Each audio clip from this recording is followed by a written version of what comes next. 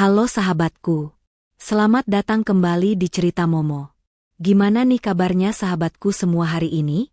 Semoga kalian semua selalu dalam keadaan sehat dan dilimpahkan kebahagiaan dimanapun kalian berada.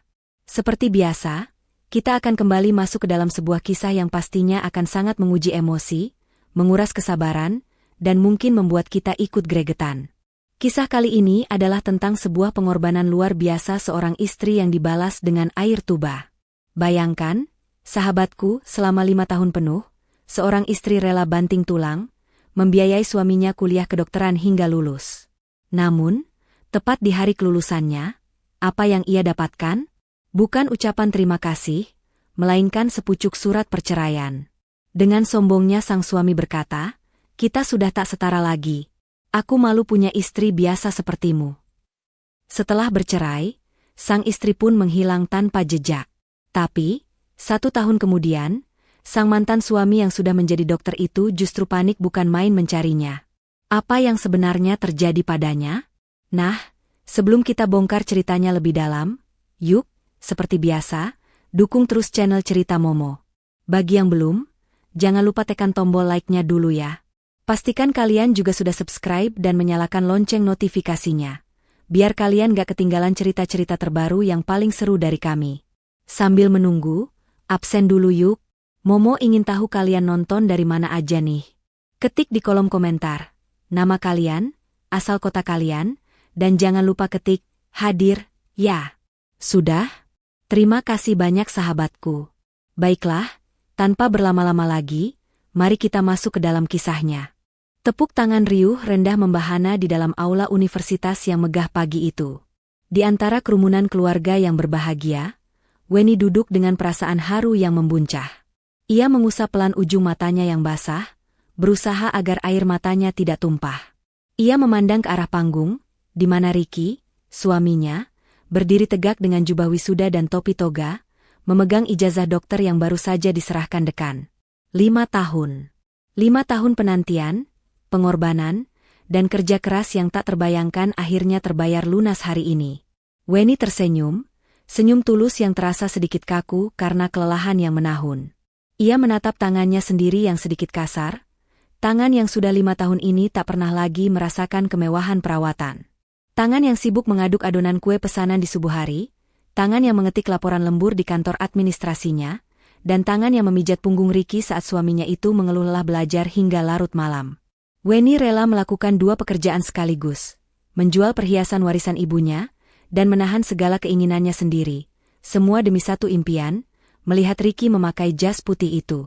Di sampingnya, Bu Leni, ibu Ricky sekaligus mertuanya, memasang wajah paling bangga. "Anakku, Ricky Pratama, sudah resmi jadi dokter hebat," seru Bu Leni pada tamu di sebelahnya, yang dibalas dengan ucapan selamat. Bu Leni tampak begitu anggun dengan kebaya mahal dan sanggul yang rapi. Ia melirik sekilas ke arah Weni yang hanya memakai batik sederhana. Sejak dulu, Bu Leni memang tidak pernah menyembunyikan fakta bahwa ia tidak terlalu menyukai Weni, yang dianggapnya berasal dari keluarga biasa dan tidak sepadan dengan Ricky yang ia anggap berotak cemerlang. Namun Weni tidak peduli. Baginya, cinta Ricky sudah cukup. Acara wisuda selesai. Ricky menghampiri mereka dengan senyum lebar, namun senyum itu lebih banyak ditujukannya kepada Bu Leni. Ia memeluk ibunya dengan erat. "Bu, Ricky berhasil," ujarnya. "Pasti, Nak. Ibu selalu tahu kamu hebat," balas Bu Leni, menepuk-nepuk punggung Ricky. Weni mendekat, berusaha memeluk suaminya. "Selamat ya, Mas." Akhirnya, Ricky sedikit kaku menerima pelukan Weni. Ia melepaskannya dengan cepat. "Iya, terima kasih. Nanti malam kita makan di restoran mewah yang baru buka itu ya. Aku sudah pesan tempat. Kita rayakan," kata Ricky, namun matanya tidak menatap Weni. Hati Weni sedikit tergores oleh sikap dingin itu, tapi ia berusaha memakluminya. Mungkin Ricky hanya lelah atau terlalu bersemangat. "Tentu, Mas. Apapun untukmu," jawab Weni lembut. Malam harinya, mereka bertiga duduk di sebuah restoran mewah dengan pemandangan kota yang gemerlap. Weni merasa sedikit canggung. Ini adalah tempat termahal yang pernah ia datangi. Ia melihat Ricky, yang sudah berganti pakaian dengan kemeja bermerek yang tampak mahal, duduk dengan sangat percaya diri. Bu Leni tak henti-hentinya memotret Ricky dan mengunggahnya ke media sosial. Akhirnya, perjuangan kita semua selesai ya, Mas. Setelah ini, kita bisa memulai hidup baru, ucap Weni, mencoba membuka percakapan hangat. Bu Leni yang mendengar itu tertawa kecil. Perjuangan Ricky, Weni. Anakku memang pekerja keras. Sekarang dia dokter, tentu saja hidupnya akan baru. Dia pantas mendapatkan yang terbaik. Weni terdiam mendengar sindiran itu. Ia menatap Ricky, menunggu suaminya membelanya, mengatakan bahwa ini adalah perjuangan mereka berdua. Tapi Ricky hanya diam, sibuk melihat-lihat menu. Setelah memesan makanan, suasana menjadi hening sejenak. Ricky berdeham. Ia menatap Weni, kali ini dengan tatapan yang sulit diartikan. Dingin, datar, dan ada sesuatu yang asing di sana. Weni, ada yang mau aku bicarakan, kata Ricky. Iya, Mas. Weni menatap suaminya penuh harap. Ricky merogoh tas kerjanya yang baru, mengeluarkan sebuah amplop coklat tebal, dan meletakkannya di atas meja, tepat di depan Weni. Weni mengerutkan kening. Apa ini, Mas? Surat panggilan kerja dari rumah sakit? Bu Leni yang duduk di sebelah Ricky, tersenyum miring. Senyum yang membuat Weni tiba-tiba merasakan firasat buruk. Ricky menggeleng pelan. Bukan. Buka saja. Tangan Weni sedikit gemetar saat meraih amplop itu. Ia membukanya perlahan. Matanya membaca beberapa baris pertama dari surat resmi itu. Jantungnya serasa berhenti berdetak. Restoran mewah itu terasa berhenti berputar. Suara denting sendok dan garpu di meja lain terdengar menjauh. Di sana, tertulis dengan jelas, surat gugatan perceraian. Weni mengangkat wajahnya, menatap Ricky dengan nanar. Bibirnya bergetar. Mas ini bercanda, kan? Ini lelucon apa? Ini kan hari wisudamu? Ricky menarik napas panjang. Wajahnya mengeras, seolah topeng kebahagiaan yang ia pakai seharian tadi sudah dilepas. Aku serius, Weni. Kita sudah tidak bisa lanjut. Tapi, kenapa? Apa salahku, Mas? 5 tahun aku? Suara Weni tercekat. Justru itu, potong Ricky cepat, nadanya tajam. 5 tahun ini sudah cukup. Sekarang aku sudah jadi dokter. Aku punya masa depan cerah. Aku butuh pendamping yang selevel, yang bisa kubawa ke pertemuan penting, yang bisa mengimbangi status sosialku. Mata Ricky menatap Weni dari atas ke bawah, menilai batik sederhananya, menilai wajah lelahnya yang tanpa riasan mahal. Weni, kita sudah tak setara lagi, ujar Ricky, mengucapkan kalimat itu dengan begitu enteng, seolah 5 tahun pengorbanan Weni tak ada artinya sama sekali. Aku malu punya istri biasa sepertimu. Bagai disambar petir di siang bolong. Kepala Weni terasa pening. Hinaan itu, diucapkan oleh pria yang ia biaya hidupnya, yang ia rawat sakitnya, yang ia dukung mimpinya. Bu Leni menimpali dengan nada penuh kemenangan. Sudah dengar, kan, Weni? Ricky itu sekarang punya standar tinggi. Kamu seharusnya sadar diri dari dulu. Daripada nanti kamu hanya jadi beban dan bikin malu Ricky di lingkungan dokter, lebih baik kalian pisah sekarang. Anggap saja gajimu selama ini sebagai amal. Air mata yang sejak tadi ditahan Weni akhirnya luruh. Bukan hanya satu tetes, tapi mengalir deras. Rasa sakit, penghinaan, dan pengkhianatan itu meremukan hatinya hingga berkeping-keping. Ia menatap Ricky, mencari sisa-sisa pria yang dulu mencintainya, namun yang ia temukan hanyalah orang asing yang angkuh. Ia menatap Bu Leni yang tersenyum puas. Weni menggigit bibirnya keras, menahan isakan yang nyaris meledak. Ia tidak akan memberi mereka kepuasan melihatnya meraung-raung di tempat umum ini. Dengan tangan gemetar hebat, ia meremas surat perceraian itu. Kata-kata, ganti kendaraan, yang dilontarkan Bu Leni itu bagaikan bensin yang disiramkan ke bara api di dalam hati Weni. Sesuatu di dalam dirinya patah, namun bukan hancur. Sesuatu itu patah dan seketika berubah menjadi baja dingin yang tajam. Air matanya berhenti mengalir seketika. Ia mengangkat kepalanya perlahan, menatap kedua orang di depannya. Tatapannya yang tadi nanar dan penuh luka, kini berubah menjadi dingin, datar, dan tak terbaca. Ia mengusap sisa air mata di pipinya dengan kasar, bukan lagi usapan lembut orang yang putus asa, melainkan usapan tegas seseorang yang sudah mengambil keputusan. Ricky dan Bu Leni sedikit terkejut melihat perubahan drastis itu. Mereka mengira Weni akan meraung-raung, memohon, atau pingsan. Tapi Weni justru terdiam dengan cara yang menakutkan. Cukup. Satu kata itu keluar dari bibir Weni. Suaranya serak karena menahan tangis, namun terdengar sangat kuat dan penuh penekanan. Cukup, Ibu Leni, ulang Weni, kini menatap lurus ke mata mertuanya yang mulai terlihat bingung. Ibu bilang saya harus tahu diri? Ibu bilang pengorbanan saya selama ini hanya sedekah? Ibu bilang saya, kendaraan? Weni tertawa pelan, tawa sinis yang terdengar lebih mengerikan daripada tangisan histeris. Tawa itu membuat Ricky merasa tidak nyaman. Kalian pikir, aku akan diam saja diinjak-injak dan dihina seperti ini? Weni kemudian mengalihkan pandangannya pada Ricky, yang kini tampak sedikit gugup dan mulai salah tingkah.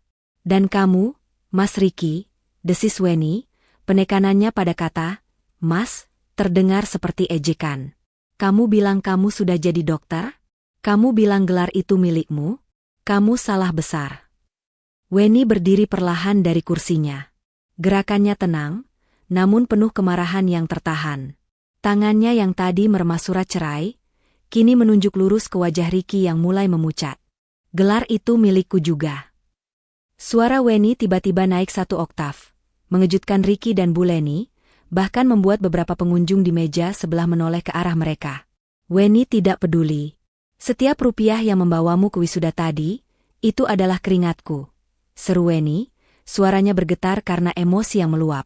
Setiap buku tebal yang kamu beli dan kamu baca, itu adalah jatah makanku yang kupotong. Setiap malam kamu bisa tidur nyenyak sebelum ujian, aku masih terjaga, mengaduk adonan kue pesanan orang sampai subuh. Kamu. Weni menusuk dada Ricky dengan telunjuknya.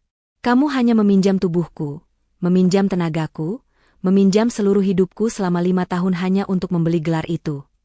Dadanya naik turun. Napasnya terengah-engah menahan amarah yang sudah sampai di ubun-ubun. Kalian bilang aku tidak setara? Weni tertawa lagi, kali ini lebih keras. Kalian benar. Aku memang tidak setara. Ia menatap Ricky dan Bu Leni bergantian dengan tatapan tajam yang menusuk. Aku tidak akan pernah setara dengan laki-laki pengecut yang tega mengkhianati istrinya tepat di hari kelulusannya. Dan aku tidak akan pernah setara dengan seorang ibu yang dengan bangga mendukung pengkhianatan anaknya sendiri, hanya demi status sosial. Weni meraih tas selempang sederhananya yang tergeletak di kursi. Dan catat ini baik-baik. Kalian berdua, Weni menekan setiap katanya, akan menyesali ini. Ricky, yang harga dirinya sebagai dokter baru merasa terluka karena diteriaki di depan umum, ikut berdiri. Wajahnya memerah karena malu dan marah. Weni, duduk. Jangan bikin malu. Kamu mau apa lagi? Hah? Harta gono gini? Kita tidak punya apa-apa. Kamu lupa? Semua uangmu sudah habis untuk biaya kuliahku. Seru Ricky, mencoba mengintimidasi Weni agar kembali tunduk. Namun, Weni justru tersenyum. Senyum yang begitu dingin hingga membuat Ricky merasa merinding. Kamu pikir aku sebodoh itu, Mas? Weni mengeluarkan ponselnya. Ia tidak peduli lagi dengan tatapan orang-orang di sekelilingnya. Kamu pikir aku tidak mencium gelagat busukmu sejak 6 bulan lalu? Kamu yang mulai menyembunyikan ponselmu setiap kali aku lewat? Kamu yang mulai sering pulang malam dengan alasan, tugas kelompok, padahal bau parfum wanita lain menempel di bajumu? Kamu yang tiba-tiba punya uang untuk membeli jam tangan bermerek baru, padahal minggu lalu aku baru saja menolak beli baju baru, karena harus menambal cicilan terakhir uang gedung kuliahmu. Mata Ricky terbelalak. Ia tidak menyangka Weni memperhatikan semua itu. Weni menekan sebuah nomor panggilan cepat di ponselnya. Halo, Pak Dimas? Selamat malam. Maaf mengganggu. Ricky mengerutkan kening. Pak Dimas? Pak Dimas siapa? Tanyanya curiga. Bu Leni, yang tadinya angkuh, kini mulai terlihat gelisah. Wajahnya tegang. Weni mengabaikan Ricky sepenuhnya, seolah pria itu tidak ada di sana. Benar, Pak. Ini saya, Weni. Dugaan kita tepat. Jeda sejenak saat Weni mendengarkan suara di seberang telepon. Iya, Pak. Sesuai dugaan saya. Suratnya sudah saya terima malam ini. Persis seperti yang Bapak prediksi skenarionya. Jantung Ricky berdebar kencang. Dugaan? Prediksi? Tolong, lanjut Weni dengan suara tenang yang mematikan. Segera proses semua berkas yang sudah saya titipkan di kantor Bapak minggu lalu. Ya, Pak. Semuanya. Termasuk gugatan balik atas pengkhianatan dan penipuan. Dan yang paling penting, rincian lengkap tuntutan ganti rugi biaya pendidikan dan biaya hidup selama 5 tahun. Tolong kirimkan surat panggilannya secepat mungkin ke alamat rumah sakit tempat dia akan mulai bekerja minggu depan. Mendengar kata ganti rugi, Bu Leni terlonjak dari kursinya. Wajahnya pucat pasi. Gugatan balik? Ganti rugi apa? Weni, kamu jangan mengada-ada. Kamu sudah gila ya? Kamu mau memeras anakku? Pekiknya tertahan, panik. Weni akhirnya mematikan teleponnya. Ia memasukkan ponsel itu kembali ke tasnya dengan gerakan lambat. Ia menatap Bu Leni. Saya tidak gila, Bu. Saya hanya menagih apa yang menjadi hak saya. Bukankah tadi Ibu sendiri yang bilang ini, investasi? Kalau begitu, saya hanya mau investasi saya kembali. Lengkap. Saya menyimpan setiap bukti transfer, setiap kwitansi pembayaran kuliah, bahkan setiap tagihan listrik yang saya bayar sendiri selama 5 tahun ini. Weni lalu beralih menatap Ricky, yang kini berdiri membeku, bibirnya keluh. Kamu pikir aku akan membiarkanmu melenggang bebas dengan gelar yang kubeli dengan darah dan air mataku, lalu kamu pakai untuk mencari istri baru yang setara? Kamu salah besar, Mas. Weni mengambil surat perceraian itu dari atas meja. Di depan mata Ricky dan Bu Leni, ia tidak merobeknya. Ia justru melipatnya rapi dan memasukkannya ke dalam tas. Ini akan jadi bukti tambahan yang bagus di pengadilan. Terima kasih.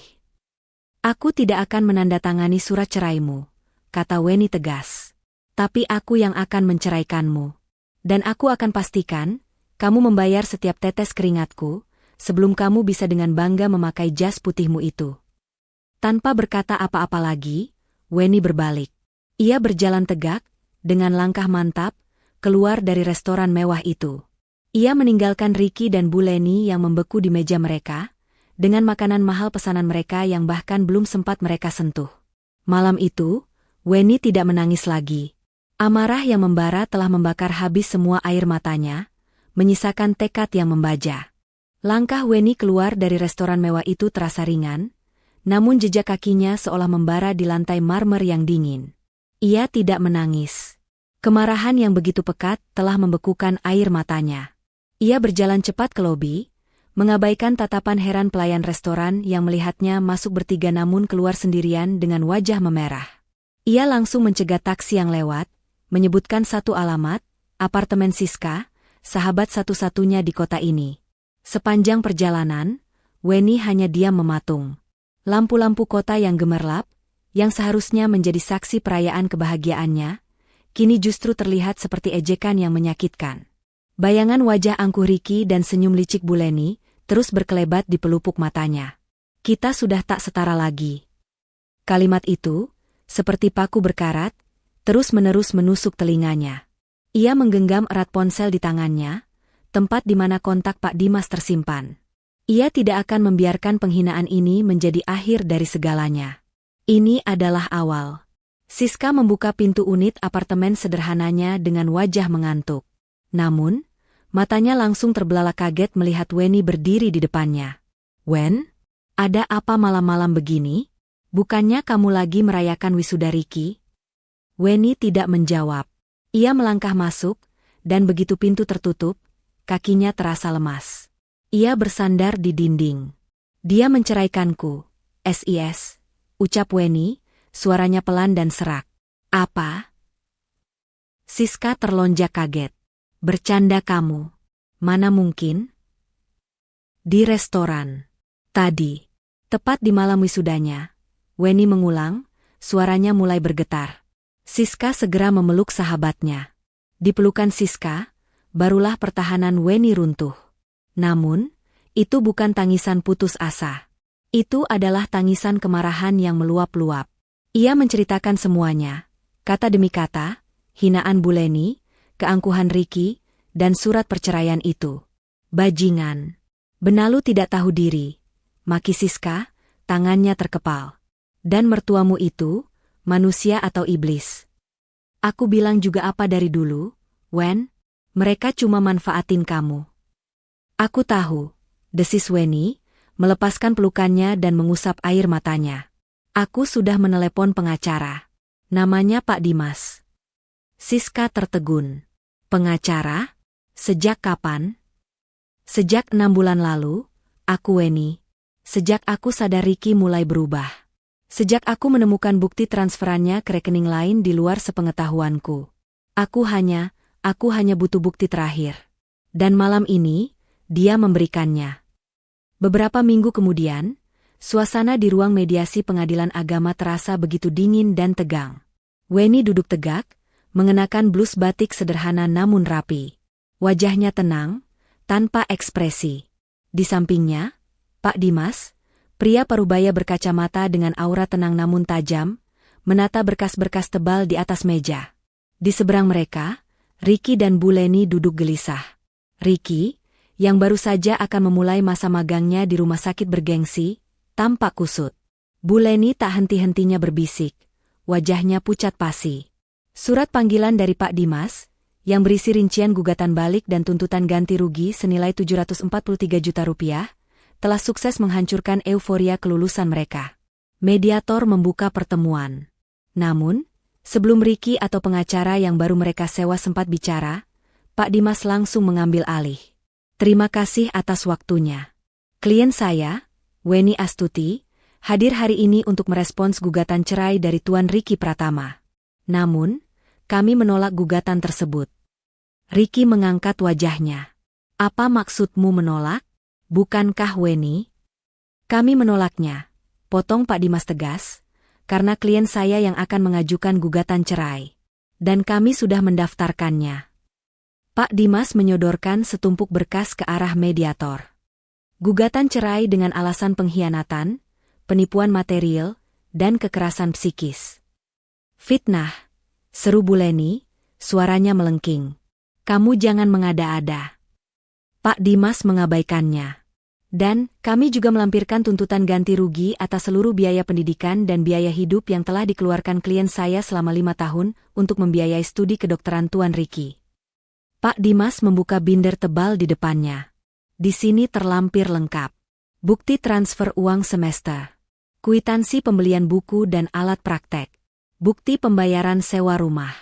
Hingga rincian biaya makan sehari-hari yang dikirimkan klien saya ke rekening Tuan Ricky. Totalnya, 743 juta rupiah. Mata Ricky terbelalak. Wajahnya pucat seketika. 743 juta. Itu angka yang tidak masuk akal. Gaji awalnya sebagai dokter magang bahkan tidak ada 1/10-nya dalam setahun. Bu Leni tampak seperti kehabisan napas. Mulutnya ternganga. Pengacara mereka hanya bisa menelan ludah, melihat tumpukan bukti yang begitu rapi. Ini pemerasan. Desis Ricky, suaranya bergetar antara marah dan takut. Itu kewajiban istri. Weni, kamu gila. Weni, yang sejak tadi diam, akhirnya angkat bicara. Ia menatap Ricky lurus-lurus. Kewajiban istri yang kamu sebut, tidak setara? Kewajiban istri yang kamu, malu, untuk mengakuinya? Kewajiban istri yang kamu buang di hari kelulusannya? Tanya Weni, suaranya datar namun menusuk. Aku tidak gila, Ricky. Aku hanya menagih hakku. Suasana hening mencekam. Ricky dan Bu Leni tahu mereka kalah. Mereka tidak punya pembelaan apapun di depan tumpukan bukti itu. Saat itulah Weni memberi isyarat kecil pada Pak Dimas. Pak Dimas mengangguk. Namun, kata Pak Dimas, membuat Ricky dan Bu Leni kembali menegang. Klien saya adalah orang yang berbaik hati. Dia tidak ingin memperpanjang masalah ini. Weni menatap Ricky. Aku akan mencabut gugatan ganti rugi 743 juta itu. Ricky dan Bu Leni ternganga, tidak percaya dengan apa yang mereka dengar. Dengan beberapa syarat, lanjut Weni cepat. 1. Kamu menyetujui gugatan cerai dariku. Penyebabnya harus jelas tertulis, pengkhianatan dan penelantaran. Aku mau harga diriku kembali. Ricky menggertakkan giginya. Itu memalukan. 2. Lanjut Weni, tidak ada tuntutan harta gono gini. Aku tidak akan mengambil apapun dari rumah itu. Dan kamu juga tidak bisa menuntut apapun dariku. Selamanya. Kita impas. 3. Kalian berdua menandatangani perjanjian untuk tidak pernah menggangguku atau keluargaku lagi. 4. Ini semua selesai hari ini. Tanpa banding. Tanpa penundaan. Ricky menatap Bu Leni. Bu Leni, yang ketakutan setengah mati membayangkan harus menjual rumah mereka untuk membayar utang 743 juta itu, langsung mengangguk panik. Setuju. Setuju. Tanda tangani, Ricky. Cepat. Desisnya. Harga diri tidak ada apa-apanya dibanding utang sebesar itu. Ricky, dengan tangan gemetar karena malu dan lega yang bercampur aduk, menandatangani surat kesepakatan itu. Proses perceraian berjalan sangat cepat. Palu diketuk. Weni resmi bebas. Ia berjalan keluar dari ruang sidang tanpa menoleh ke belakang, meninggalkan Ricky yang terduduk lemas dan Bu Leni yang menangis lega. Sore itu, Weni selesai memasukkan barang-barang terakhirnya ke dalam satu koper tua di apartemen Siska. Ia sudah menjual semua perhiasan sisa yang ia punya, mengumpulkan cukup uang untuk memulai hidup baru. Wen, kamu yakin? 743 juta itu uangmu. Kamu bisa beli apartemen baru dengan uang itu. Siska masih tidak habis pikir. Weni menutup kopernya. Aku tidak mau, SIS. Kalau aku ambil uang itu, aku akan selalu terikat pada dendam. Uang itu kotor, uang itu penuh penghinaan. Aku membayar 743 juta untuk sebuah pelajaran hidup yang mahal. Dan aku tidak mau mengulanginya. Lalu, kamu mau kemana? Weni tersenyum, senyum pertama yang benar-benar tulus setelah berminggu-minggu. Aku mau melanjutkan mimpiku yang tertunda. Aku mau kuliah lagi. Aku mau menulis. Aku masih punya otak. SIS. Aku masih punya ambisi. Weni memegang kedua bahu Siska. Aku janji padamu. Aku akan pergi dari kota ini. Aku akan menghilang dari kehidupan Ricky dan ibunya. Aku akan menggunakan semua, kekayaan, non-materiku, semua rasa sakit ini, untuk membangun sesuatu yang sangat besar. Suatu hari nanti, mereka akan mendengar namaku lagi. Dan saat itu terjadi, mereka akan sadar, siapa sebenarnya yang tidak setara. Weni memeluk Siska erat. Jaga dirimu baik-baik, SIS. Jangan beritahu siapapun aku di mana. Pasti, Wen. Kejar mimpimu. Buat mereka menyesal. Malam itu, Weni naik kereta ekonomi antar kota. Ia sengaja memilih kota kecil yang jauh, tempat tak ada seorang pun yang mengenalnya. Saat kereta mulai bergerak meninggalkan gemerlap kota yang menyakitinya, Weni menatap keluar jendela. Ia tidak menangis. Ia hanya merasakan kelegaan yang luar biasa. Ia telah menghilang, membawa satu koper, setumpuk bukti pengorbanan yang tidak ia uangkan, dan sebuah janji besar untuk dirinya sendiri. 1 tahun berganti. Waktu berjalan tanpa kompromi, mengubah nasib dan memutar roda kehidupan. Di lantai 15 sebuah rumah sakit swasta paling bergengsi di ibu kota, seorang pria muda berjalan dengan langkah tegap dan penuh percaya diri. Jas dokter putihnya licin tanpa celah, disetrika dengan sempurna. Stetoskop mahal melingkar di lehernya bukan sekadar sebagai alat, tapi sebagai simbol status. Papan nama di dadanya terukir jelas, Dr. Ricky Pratama. Dialah primadona baru di departemen bedah. Cerdas, cekatan, dan di usianya yang masih muda, ia sudah dipercaya menangani beberapa kasus operasi yang rumit. Para atasan menyukainya, para perawat muda mengaguminya, dan para pasien junior menjadikannya panutan. Ricky telah mendapatkan semua yang ia inginkan. Kehidupan lamanya bersama Weni terasa seperti mimpi buruk yang telah lama berlalu. Ia bahkan nyaris tidak pernah mengingat nama mantan istrinya itu. Jika sesekali terlintas, Ricky hanya akan menganggapnya sebagai kenangan memalukan, sebuah fase yang harus ia lalui untuk mencapai posisinya sekarang. Menceraikan Weni adalah keputusan terbaik dalam hidupku, Begitu ia sering berkata pada dirinya sendiri di depan cermin apartemen mewahnya.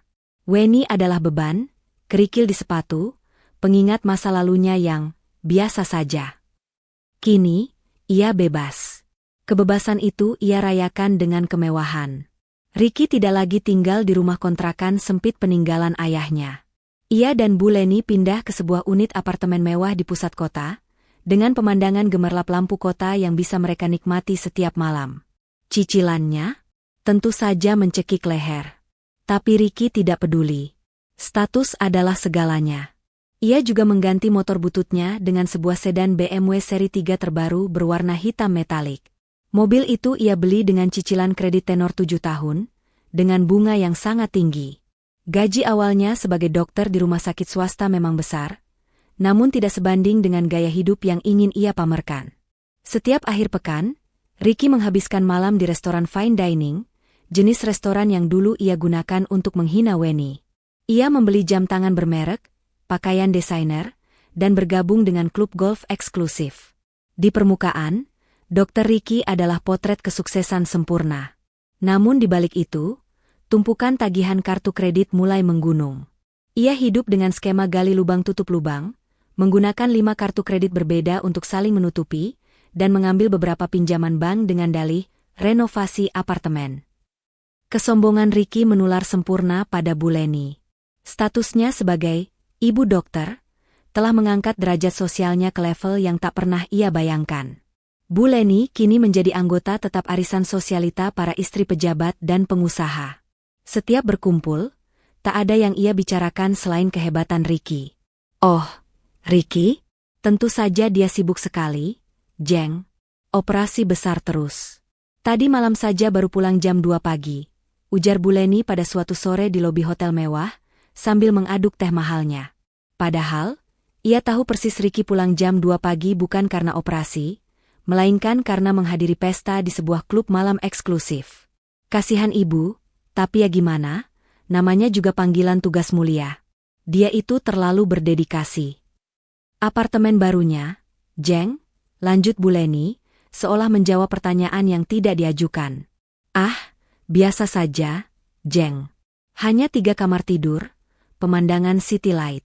Ricky yang paksa ibu pindah, katanya biar ibu nyaman di hari tua. Anak itu memang berbakti sekali.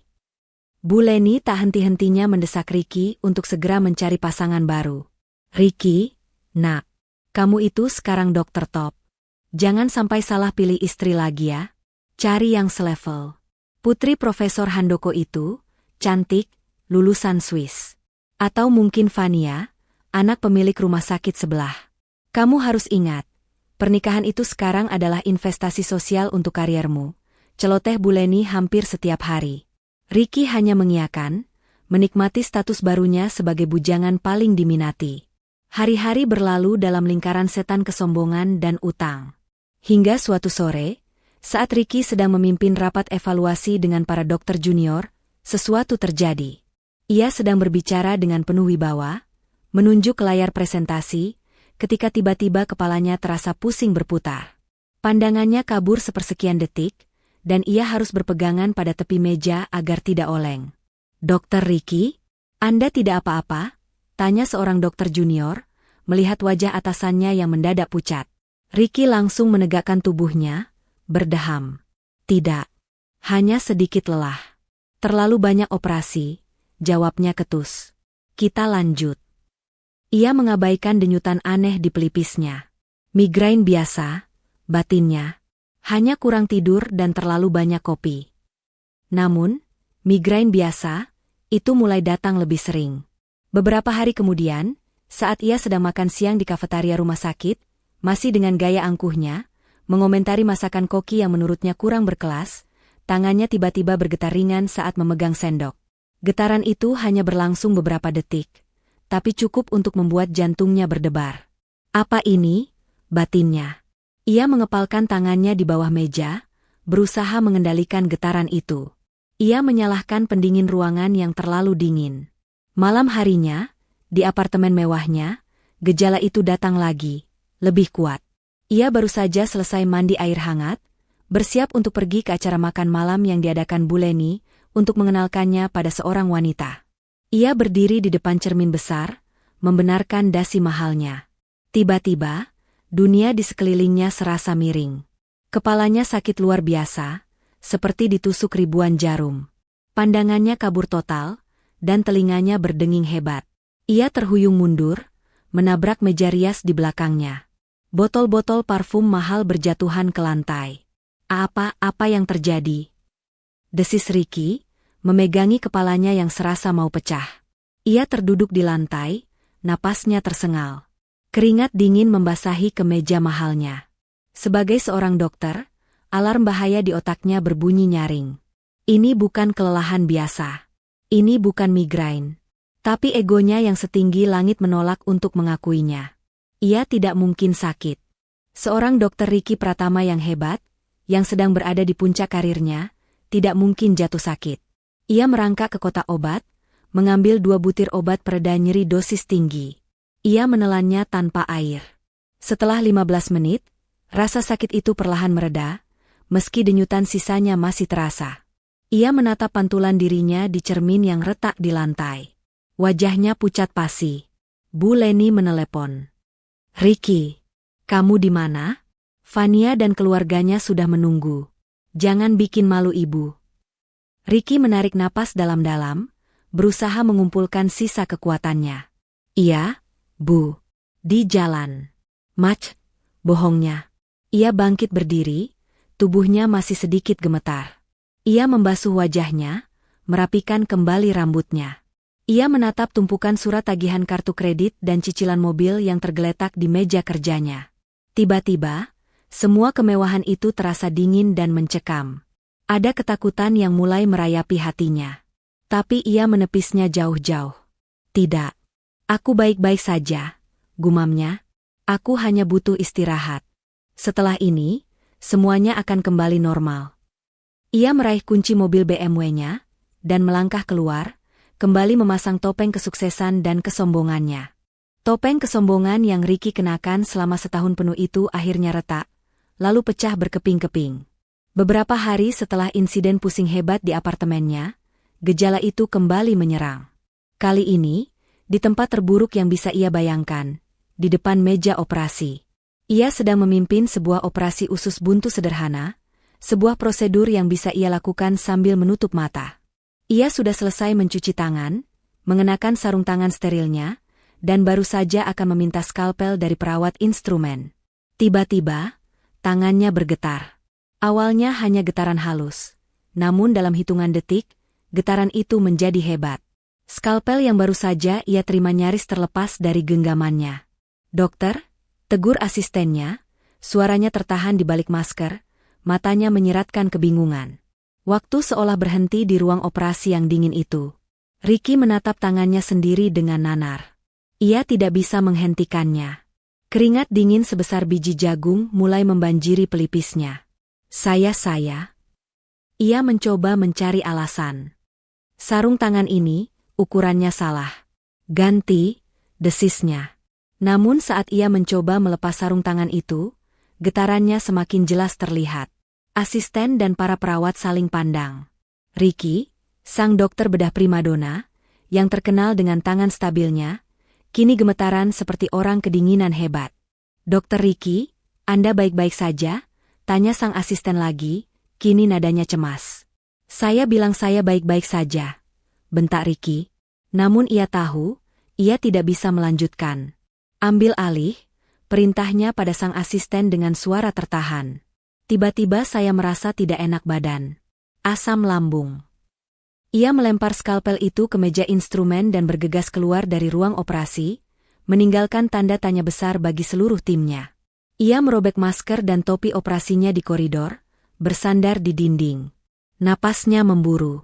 Ini bukan lagi kelelahan. Ini bukan migrain. Ini adalah sesuatu yang menghancurkan. Karirnya, harga dirinya, masa depannya semuanya bergantung pada kestabilan tangan itu. Dan tangan itu baru saja mengkhianatinya. Rumor menyebar lebih cepat daripada infeksi di rumah sakit. Dokter Ricky gemetaran saat operasi. Dia hampir menjatuhkan pisau bedah. Dia membatalkan 3 jadwal operasi besarnya. Ricky mengunci diri di ruangannya, menolak semua panggilan. Egonya hancur lebur. Ia tahu ia tidak bisa mengabaikannya lagi. Ia harus mencari tahu apa yang terjadi, tapi ia terlalu malu untuk diperiksa oleh rekan-rekannya sendiri.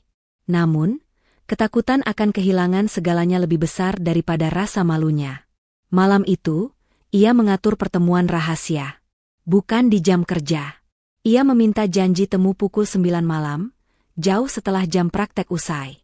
Ia menelan harga dirinya bulat-bulat dan mendatangi ruangan Dr. Bayu, Kepala Departemen Neurologi. Dr. Bayu adalah seorang dokter senior yang pendiam, brilian, dan sangat berdedikasi. Tipe dokter yang Ricky anggap kuno dan tidak pandai bergaya. Ironisnya, kini nasib Ricky ada di tangan Dr. Bayu. Malam, Ricky. Ada apa? Sapa Dr. Bayu tenang, menatap Ricky yang masuk ke ruangannya seperti pencuri. Dok, Ricky menelan ludah. Jas dokternya ia tinggalkan di mobil. Ia datang sebagai pasien biasa. Saya mengalami beberapa gejala aneh. Tangan saya gemetar. Pandangan saya sering kabur. Dr. Bayu mendengarkan dengan saksama. Wajahnya tetap tenang. Ia melakukan serangkaian tes neurologis dasar pada Ricky. Baring di sana. Ikuti cahaya ini. Pejamkan mata. Rileks. Setiap perintah terasa seperti tamparan bagi Ricky. Ia, sang dokter hebat, kini menjadi pasien yang patuh. Setelah pemeriksaan fisik, Dr. Bayu menatapnya serius. Kita harus lakukan MRI otak dan tulang belakang. Segera. Besok pagi. Keesokan harinya, Ricky menjalani serangkaian tes dengan perasaan campur aduk antara takut dan penyangkalan. Ia menunggu hasilnya di ruangannya, bolak-balik seperti setrikaan. Bu Leni meneleponnya berkali-kali, mengeluh mengapa Ricky tidak mengajaknya makan malam di Hotel Bintang 5. Ibu bosan di apartemen terus. Ricky, apa gunanya punya anak dokter sukses kalau hidup ibu begini-begini saja?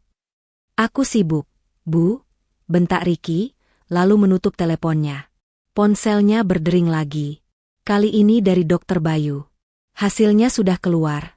Ricky, bisa ke ruangan saya sekarang? Jantung Ricky serasa menciut. Dengan langkah berat, ia berjalan ke ruangan Dr. Bayu. Dokter senior itu sudah menunggunya.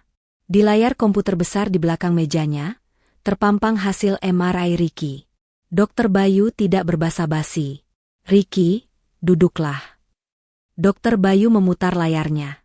Lihat ini, tunjuknya pada beberapa titik putih abnormal di sumsum tulang belakang dan saraf optik Ricky. Ini bukan tumor. Ini juga bukan stroke. Lalu apa? Desis Ricky, suaranya bergetar. Ini penyakit autoimun langka yang sangat agresif. Sistem kekebalan tubuhmu menyerang sistem saraf pusatmu sendiri. Secara spesifik, saraf mata dan tulang belakang. Ini menjelaskan mengapa pandanganmu kabur dan tanganmu gemetar hebat. Jelas Dr. Bayu.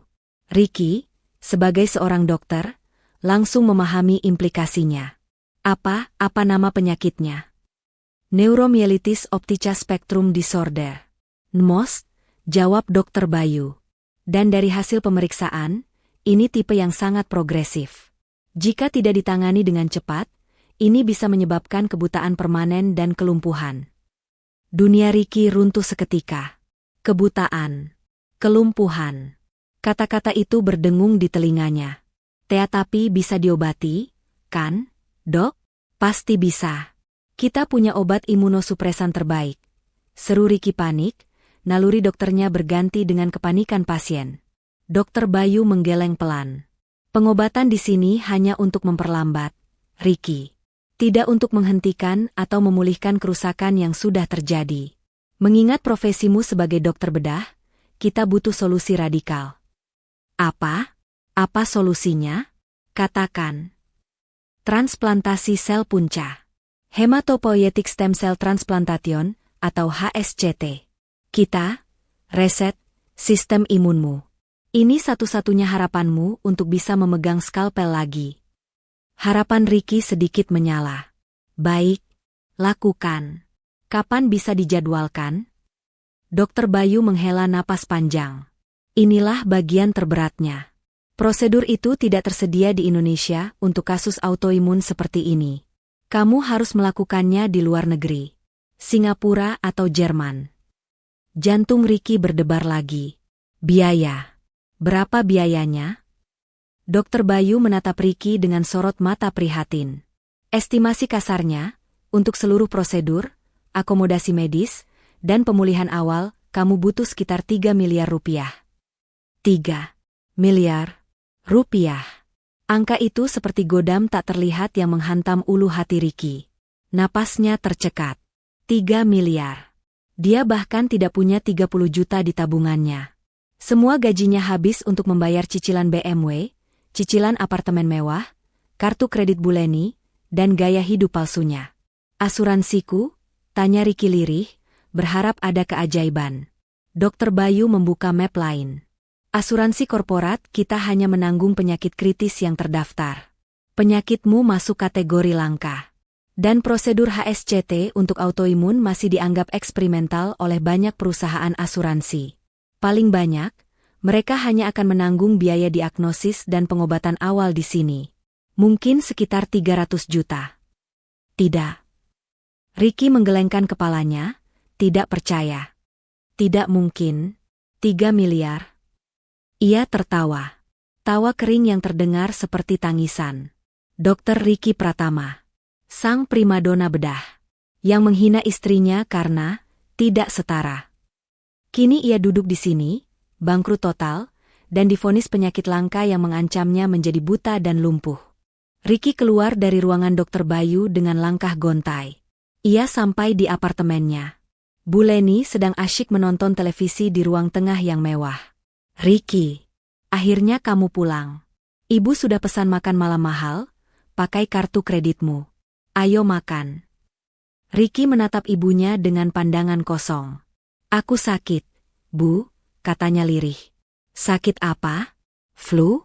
Makanya jangan. Bukan flu, bentak Ricky, suaranya meledak. Aku sakit parah. Aku butuh operasi di luar negeri. Biayanya 3 miliar. Sendok yang dipegang Buleni jatuh ke piring porselen mahalnya. 3 miliar? Kamu bercanda, kan, Ricky? Uang dari mana? Kita baru saja bayar down payment mobil barumu. Aku tidak bercanda, Bu, teriak Ricky, kepanikan akhirnya menguasai dirinya sepenuhnya. Aku bisa buta. Aku bisa lumpuh. Karierku hancur. Dan kita tidak punya uang. Kita tidak punya apa-apa. Kita bangkrut, Bu, bangkrut. Malam itu, di apartemen mewah yang cicilannya masih puluhan tahun, Dokter Ricky Pratama yang sombong itu akhirnya menangis meraung-raung seperti anak kecil, bukan karena takut penyakitnya, tapi karena ia sadar ia tidak punya uang sepeser pun untuk menyelamatkan hidup dan harga dirinya. Kepanikan adalah ruangan kedap suara. Ricky dan Buleni kini terperangkap di dalamnya. Teriakan Ricky, kita bangkrut, menggema di apartemen mewah mereka, memantul di dinding marmer impor dan furnitur mahal yang belum lunas, lalu kembali menghantam mereka dengan keheningan yang memekakan. Buleni, yang wajahnya pucat pasi, adalah yang pertama memecah keheningan itu. Tapi bukan dengan tangisan simpati untuk anaknya. Tidak mungkin. Desis Buleni, suaranya gemetar. Ia tidak menatap Ricky yang terduduk lemas di lantai. Ia menatap sekelilingnya, lukisan abstrak mahal di dinding, lampu kristal gantung, televisi layar datar 80 inci. Kita tidak mungkin bangkrut. Ricky, apartemen ini, mobilmu, tas-tas ibu, ini semua? Ricky tertawa. Tawa kering yang terdengar seperti rintihan orang sekarat. Inilah masalahnya, Bu, ini semua ilusi. Ia bangkit berdiri, menendang meja kopi dari kaca di depannya hingga bergeser berdecit. Apartemen ini KPR 20 tahun, Bu.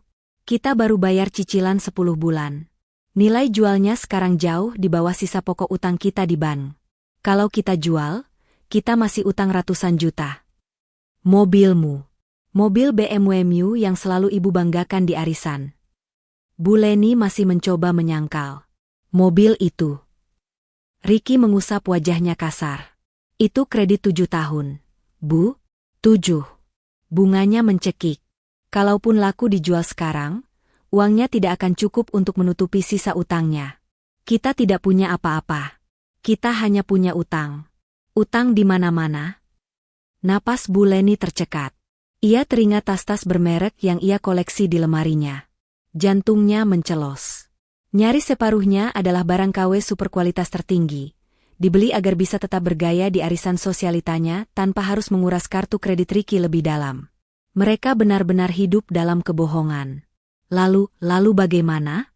3 miliar. Bu Leni akhirnya terduduk lemas di sofa mahal itu. Teman-teman ibu? Ya, teman arisan ibu. Jeng Ratna, suaminya Dirjen.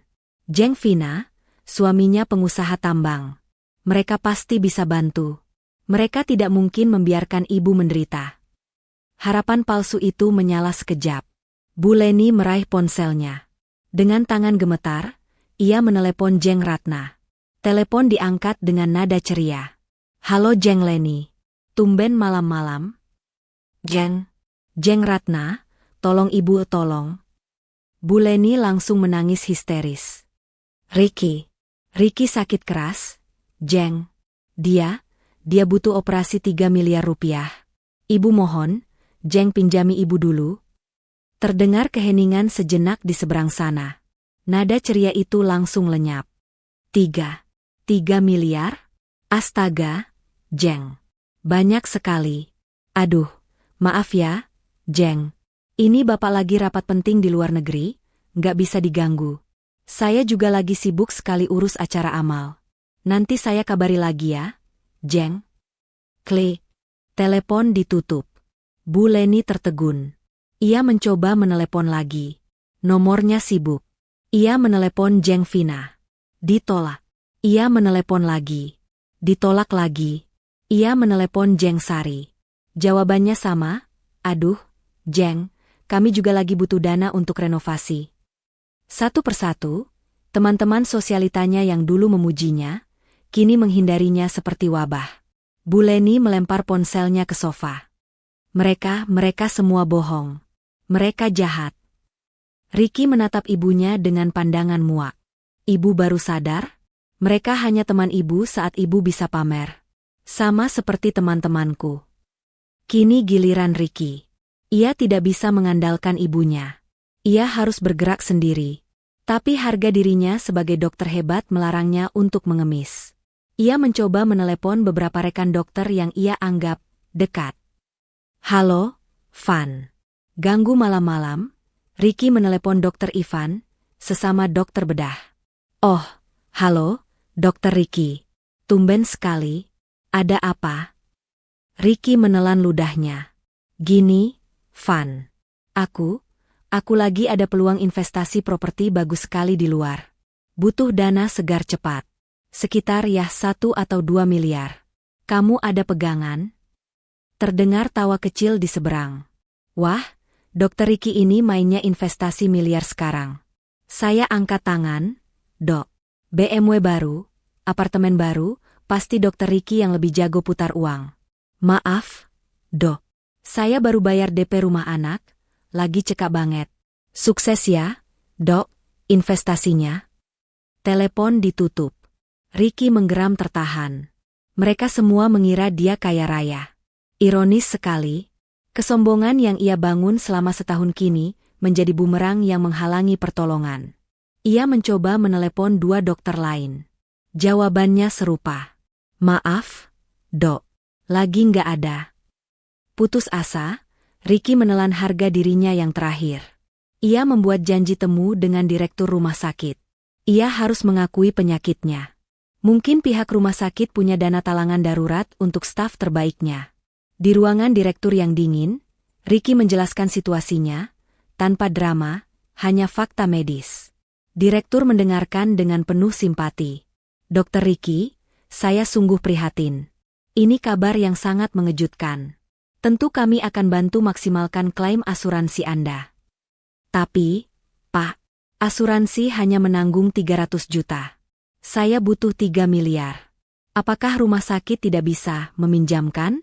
Saya bisa potong gaji 10 tahun, 20 tahun, saya tidak peduli. Pinta Ricky, nada arogansinya hilang total. Direktur itu menggeleng pelan. Dokter Ricky, kami ini institusi medis, bukan bank. Kami tidak punya alokasi dana sebesar itu untuk pinjaman pribadi staf. Sekalipun itu Anda. Aturan kami ketat. Bantuan 300 juta dari asuransi itu sudah maksimal.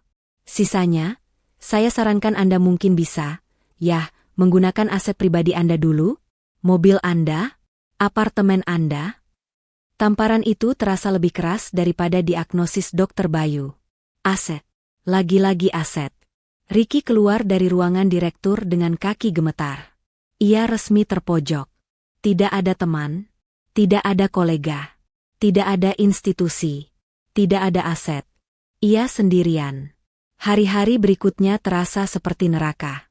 Ricky terpaksa mengambil cuti medis. Pihak manajemen rumah sakit menyetujuinya dengan cepat, terlalu cepat, seolah mereka lega menyingkirkan dokter yang tangannya bermasalah. Rumor mulai menyebar liar. Gejala Ricky memburuk. Pagi itu, ia terbangun dan pandangan mata kirinya sedikit kabur di bagian tepi. Seperti ada selaput tipis yang menghalangi. Penyakit itu tidak menunggu. Ia duduk di ruang tengah apartemennya yang gelap. Gorden mahal itu ia tutup rapat. Bu Leni mengurung diri di kamarnya, entah menangis atau tidur, Ricky tidak peduli. Ia menatap ponsel di tangannya. Daftar kontaknya terasa begitu penuh, namun begitu kosong. Ia mulai menghapus nama-nama, Jeng Ratna, blokir, Dr. Ivan, penjilat, Fania, mata duitan. Ia menghapus puluhan nama. Layar ponselnya kini hanya menyisakan nama-nama yang esensial. Keluarganya yang di kampung, yang tidak mungkin punya uang, dan tangannya berhenti menggulir saat sampai di huruf S. Siska. Nama itu terdiam di sana. Siska. Sahabat Weni. Satu-satunya orang yang mungkin tahu di mana Weni berada. Weni mantan istrinya yang biasa saja. Weni yang ia campakan karena tidak setara. Weni yang ia hina dengan ganti kendaraan. Weni yang selama 5 tahun menjadi penyedia dana tanpa syarat untuknya. Rasa malu yang luar biasa membakar wajah Ricky. Menghubungi Siska adalah pilihan paling hina. Itu adalah pengakuan kalah paling telak. Itu adalah bukti bahwa ia telah gagal total. Tapi di sisi lain, Weni adalah satu-satunya orang di dunia ini yang pernah memberinya segalanya tanpa pamrih. Ia teringat kata-kata terakhir Weni di restoran itu, kalian berdua akan menyesali ini. Penyesalan itu kini hadir. Bukan lagi sekadar rasa bersalah, tapi penyesalan yang konkret, yang mencekik, yang datang dalam bentuk vonis kebutaan dan kelumpuhan. Ia menatap nama, Siska, di layarnya. Tangannya gemetar hebat. Gemetar karena penyakitnya, dan gemetar karena putus asa. Ia tidak punya pilihan lain. Keberanian Ricky yang selama ini ia banggakan, yang ia gunakan untuk menghina Weni, yang ia pakai sebagai tameng kesombongan di rumah sakit, kini menciut menjadi sekecil debu. Ia menatap nama, Siska, di layar ponselnya selama hampir 1 jam. Tangannya, yang kini gemetarannya semakin sulit dikendalikan, berulang kali terangkat untuk menekan tombol panggil, lalu turun lagi. Setiap kali ia nyaris menekan, telinganya seolah mendengar kembali tawa sinis Bu Leni dan suaranya sendiri yang angkuh, kita sudah tak setara lagi. Rasa malu itu terasa seperti asam lambung yang naik membakar kerongkongannya. Menghubungi Siska adalah bendera putih. Itu adalah pengakuan bahwa Weni, wanita, biasa, yang ia buang, adalah satu-satunya harapan terakhirnya. Sementara ia ragu, mata kirinya kembali berdenyut. Bayangan buram di tepinya terasa semakin tebal. Ketakutan akan kebutaan jauh lebih menusuk daripada rasa malu. Ia menarik napas tajam. Persetan dengan harga diri. Ia menekan tombol panggil. Nada sambung berbunyi sekali. 2 kali. 3 kali. Tepat saat Ricky mengira Siska tidak akan mengangkatnya, panggilan itu terhubung. Tidak ada suara halo. Hanya keheningan yang dingin. Halo, suara Ricky serak. Halo, Siska. Terdengar helaan napas sinis di seberang sana. Hebat. Ternyata kamu masih simpan nomorku, Dr. Ricky Pratama yang terhormat. Suara Siska terdengar begitu tajam dan penuh kebencian, membuat nyali Ricky semakin ciut. Yes. Siska, aku minta maaf ganggu malam-malam. Minta maaf? Siska tertawa. Tawa yang sama sekali tidak terdengar ramah. Sudah setahun lebih kamu membuang sahabatku seperti sampah. Dan sekarang kamu meneleponku untuk minta maaf? Agak terlambat, menurutmu? Bukan itu. Ricky mengusap wajahnya yang berkeringat dingin. Aku cuma mau tanya kabar Weni. Tawa Siska berhenti seketika. Hening sejenak, digantikan oleh nada suara yang sangat berbahaya. Kamu tanya apa? Kabar Weni? Setelah setahun kamu tidak peduli dia hidup atau mati? Kamu serius? Otakmu yang sudah jadi dokter itu masih berfungsi, kan? Siska, tolong. Ricky memohon, nada arogansinya hilang total, berganti dengan keputusasaan yang kentara. Aku benar-benar perlu bicara dengannya. Ini penting. Ini soal hidup dan mati. Hidup dan mati. Siska mendengus. Hidup dan mati siapa? Kamu? Kenapa? Uangmu habis? Mau minta dibiayai lagi untuk sekolah spesialis? Atau mungkin, kamu sakit? Kamu kena karma, Ricky? Tebakan Siska yang tepat sasaran itu terasa seperti tamparan keras. Ricky terdiam, tidak bisa membantah. Aku tahu, seru Siska, suaranya naik. Pasti kamu kena masalah, kan? Sudah kuduga. Kamu dan ibumu itu benalu. Kalian pikir Weni itu bank berjalan yang bisa kalian datangi setiap kali kalian butuh uang? Bukan begitu, SIS. Tolong dengarkan aku. Ricky mulai panik. Aku tidak mau dengar apa-apa, potong Siska. Dengar ya, Ricky. Weni sudah bahagia. Dia sudah membangun hidupnya lagi dari nol, hidup yang kamu hancurkan. Dia sudah melupakan benalu parasit seperti kamu dan ibumu. Jangan pernah berani ganggu dia lagi. Dan jangan pernah hubungi aku lagi. Klik. Telepon ditutup. Ricky menatap layar ponselnya dengan nanar. Siska, tunggu. Ia mencoba menelepon lagi. Nomornya langsung sibuk. Siska memblokirnya. Ricky melempar ponselnya ke sofa. Sialan. Ia berjalan mondar-mandir di ruang tengahnya yang gelap. Putus asa. Siska adalah satu-satunya jalannya. Dan jalan itu baru saja ditutup. Bu Leni keluar dari kamarnya dengan wajah sembab. Gimana, Ricky? Dapat pinjaman? Diam, Bu, bentak Ricky. Ini semua juga gara-gara ibu. Kalau ibu tidak terus meracuniku, mungkin Weni masih mau memaafkanku. Kenapa jadi salah ibu? Bu Leni tidak terima. Kamu yang menginginkannya. Kamu yang bilang malu. Pertengkaran itu tidak ada gunanya. Ricky kembali meraih ponselnya. Ia tidak bisa menelepon. Tapi ia masih bisa mengirim pesan. Dengan tangan gemetar, kombinasi penyakit dan putus asa, ia mengetik pesan singkat. Siska, aku tahu kamu benci aku. Aku pantas mendapatkannya.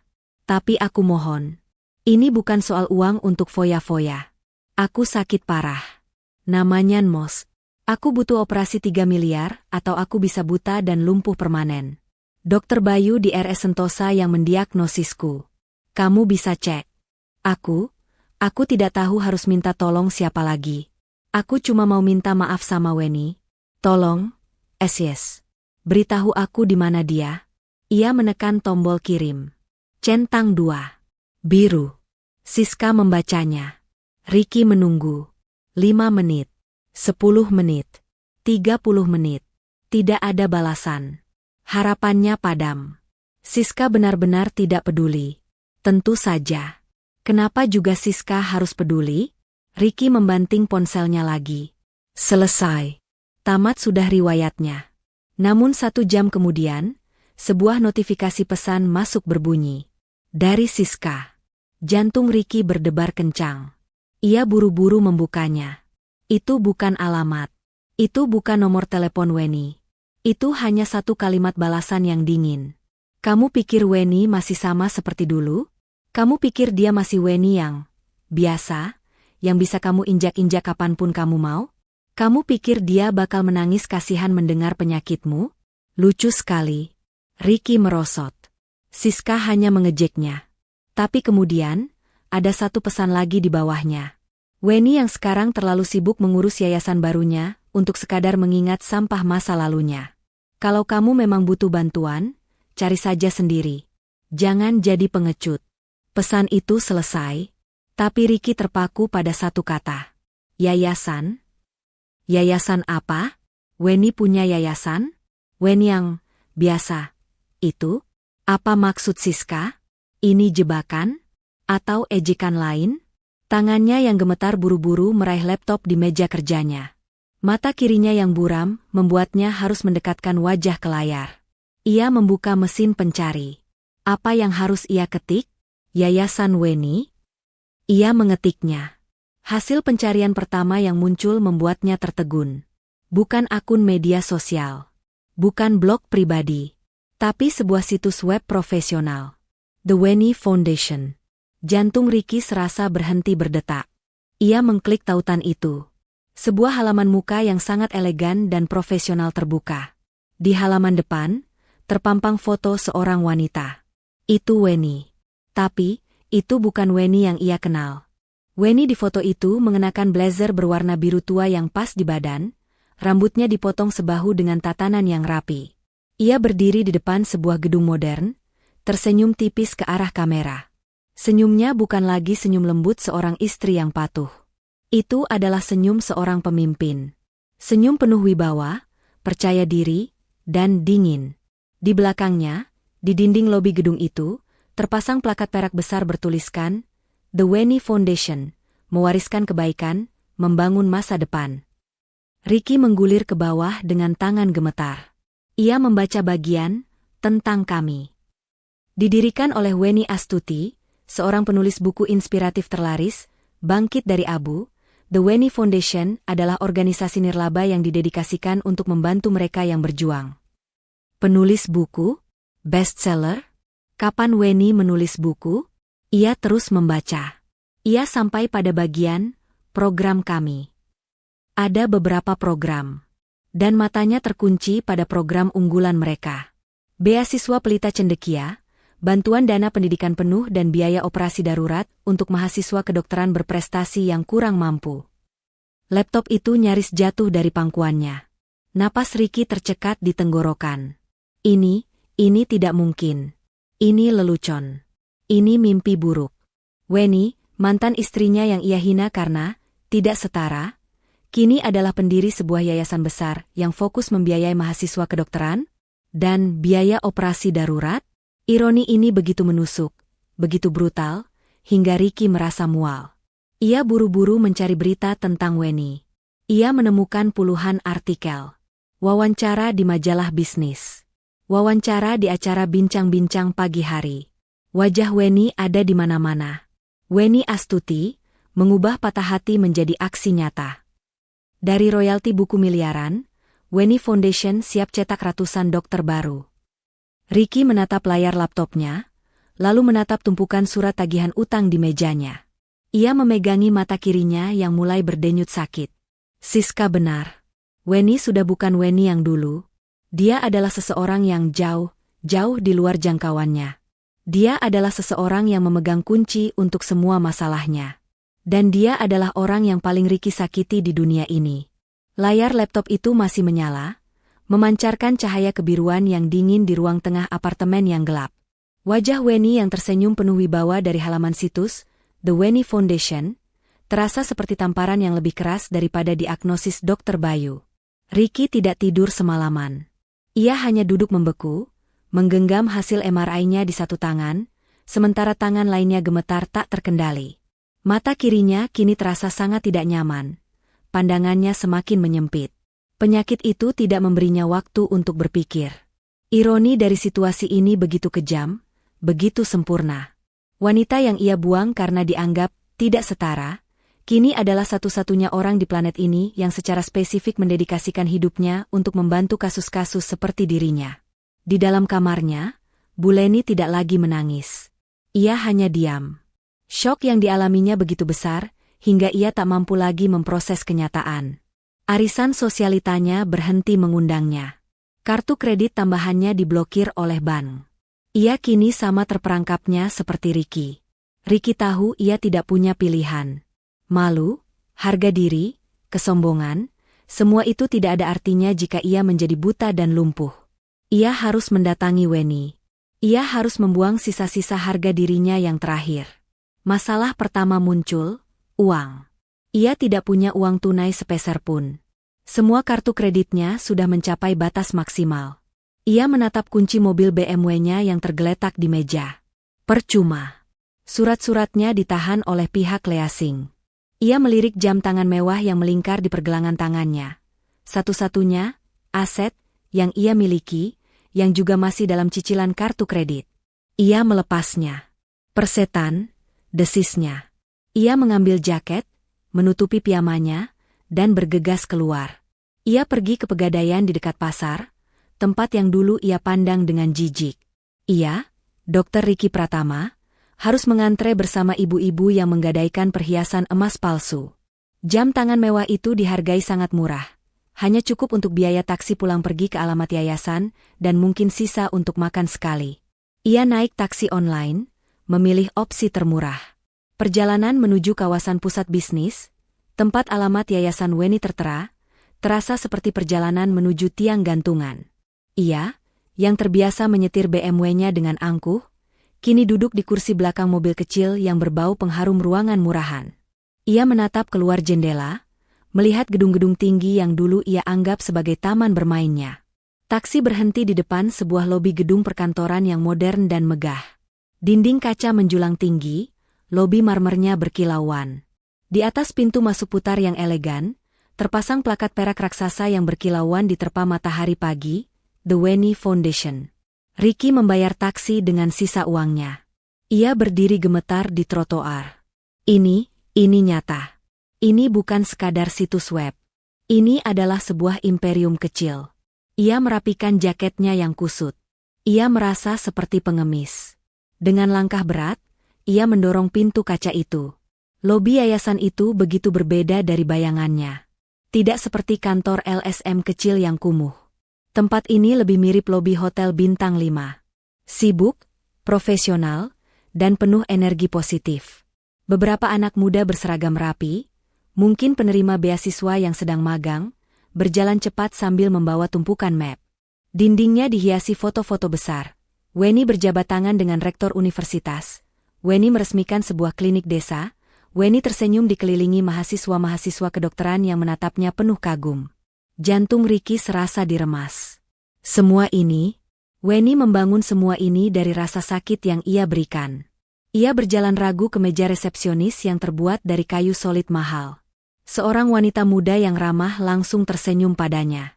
"Selamat pagi, Pak. Ada yang bisa kami bantu? Apakah sudah ada janji temu?" Suara Ricky tercekat. Saya. Ia berdeham, berusaha terdengar berwibawa. "Saya Ricky Pratama. Saya perlu bertemu dengan Weni. Ibu Weni Astuti." Resepsionis itu mengetik sesuatu di komputernya. "Mohon maaf, Pak Ricky Pratama, sepertinya tidak ada nama Bapak di jadwal janji temu Ibu Weni hari ini. Jadwal beliau sangat padat." Tidak. Kamu tidak mengerti." Ricky mulai panik. Ia maju selangkah, suaranya sedikit meninggi. "Ini darurat. Ini personal. Bilang padanya, ini Ricky. Dia pasti mau bertemu saya." Resepsionis itu tersenyum, senyum profesional yang kini terasa seperti tameng baja. "Mohon maaf sekali, Pak. Saya tidak bisa mengganggu rapat beliau jika tidak ada janji temu sebelumnya. Mungkin Bapak bisa meninggalkan pesan, atau..." "Saya bilang ini darurat. Hidup dan mati," seru Ricky, nadanya mulai putus asa. Tangannya mulai gemetar hebat, dan ia terpaksa menyembunyikannya di dalam saku jaket. Beberapa orang di lobi mulai menoleh. Resepsionis itu tampak sedikit tegang. Tangannya nyaris meraih gagang telepon untuk memanggil keamanan. "Ada keributan apa ini?" Sebuah suara tenang, dalam, dan sangat familiar terdengar dari arah lift pribadi di sudut lobi. Ricky membeku.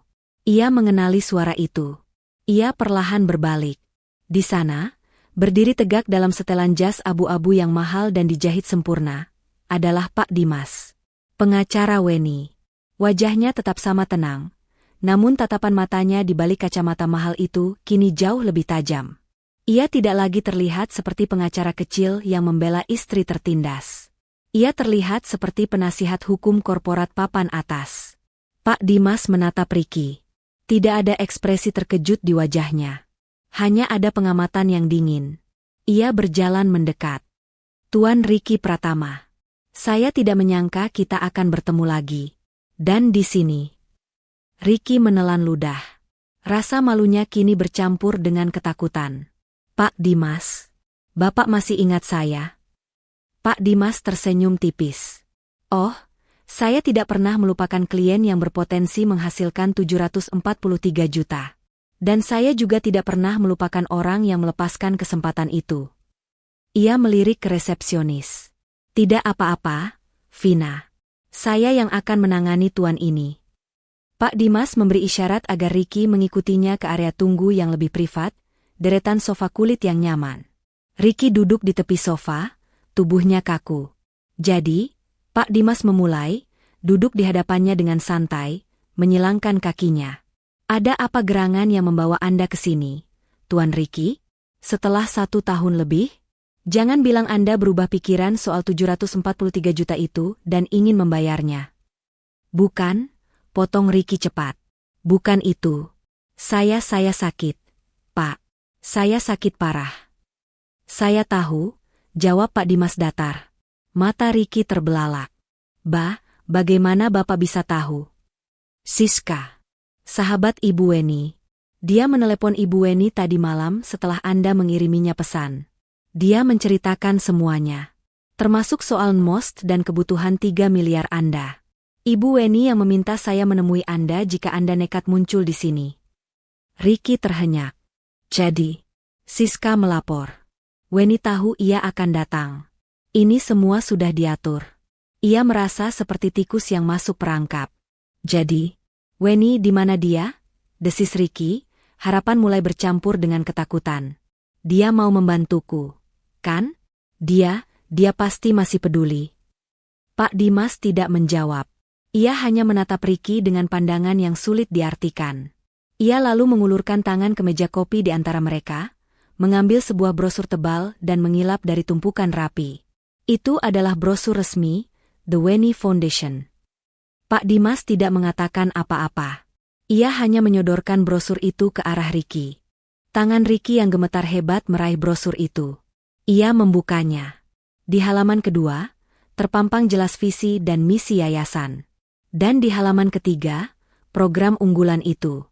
Beasiswa Pelita Cendekia, bantuan dana pendidikan penuh dan bantuan biaya operasi darurat untuk mahasiswa kedokteran dan tenaga medis. Semuanya nyata. Tertulis hitam di atas putih. Ricky mengangkat wajahnya, menatap Pak Dimas dengan mata memohon. Pak, ini programnya. Ini berarti Weni mau membantuku, kan? Ya, kan? Pak Dimas bersandar di sofa. Ia menatap Ricky lama, sebelum akhirnya berbicara dengan nada pelan dan mematikan. Ibu Weni memang membangun yayasan ini untuk membantu orang. Tapi, Tuan Ricky, program ini ada prosedurnya. Prosedur apa?